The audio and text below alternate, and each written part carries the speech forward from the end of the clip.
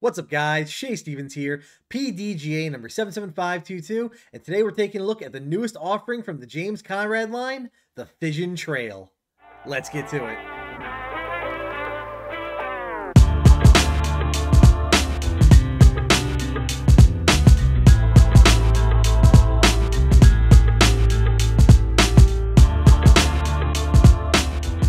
So I believe when it was first released, there was already talk of producing the trail in Fission plastic, which is right up my alley. I love Fission.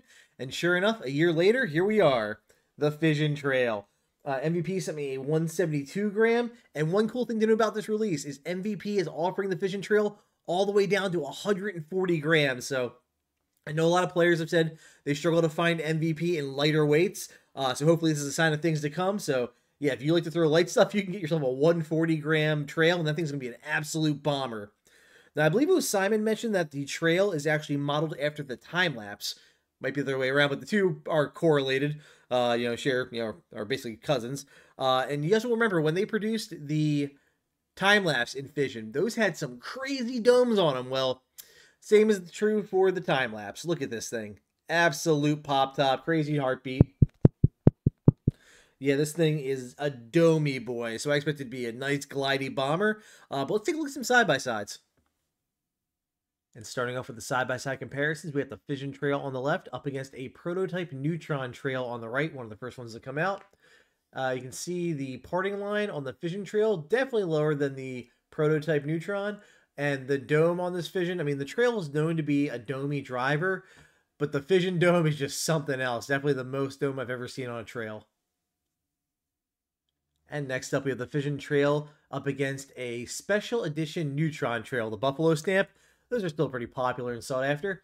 The special edition pretty much lines up with the prototype, so parting lines there are the same. So as you would expect, the parting line on the Fission Trail a little bit lower, and once again, the dome is just very pronounced. And wrapping up the side-by-sides, we have the Fission Trail up against the prototype Proton Trail on the right there. These were released through the MVP Pro Shop around Halloween 2024, and these are very sought after because they were believed to be the most overstable variation of the trail we've seen. And as you would expect, parting line on the prototype higher than the Fission, and once again the dome on the Fission, guys. I really can't stress this enough. It is just silly. I am totally expecting this to be a glidey bomber, even by trail standards. I forgot to mention earlier, there are no official flight numbers for the Fission Trail yet. The base flight numbers for the trail are speed of 10, glide of 5, turn of -1, and a fade of 1. But when we get the official flight numbers, don't be surprised to see if there's like an extra 0.5 turn or something. But the base flight numbers should be pretty close. All right, guys, a couple things to go over before we get to the field. First, I'm sorry, my form is broken right now. I just lost it. I don't know what the heck happened. My timing's off. Nothing feels good. I've been working out in the field for a few days now, trying to, get things back in order, and the answers have just eluded me. So sorry, guys. These are not my best throws. Second, meteorologists have said this is the windiest year on record, and while I think meteorologists are a little too quick to jump to superlatives for attention, I'm inclined to believe them on this one. The wind has been crazy all year, and right now it is super gusty, and unfortunately, I don't see any signs of it letting up in the near future, so I just had to work with what I had today. So I'm throwing with like a consistent 15-mile-an-hour tailwind, but it was gusting up and down, so definitely some tricky conditions. Going to be stabling up the flight of the trail, so just keep that in mind as you watch these flights. Starting off, on hyzer, the trail pretty much held the angle I set it on. Didn't really deviate that much, but still gave great pushing hyzers with a lot of glide to cover a lot of distance, and just a lot of good lateral movement, so that was fun to see. Now, when I got on top of it and really snapped over, I did get some hyzer flips out of it. I got it from hyzer to flat and just pushed forward before finishing. That was nice. Now, I did struggle, though, getting it to flip to flat and ante. I was having trouble getting it to turn over. And then when throwing it flat, again, it held the angle. It was very resistant to going over. Again, combination of my form and wind.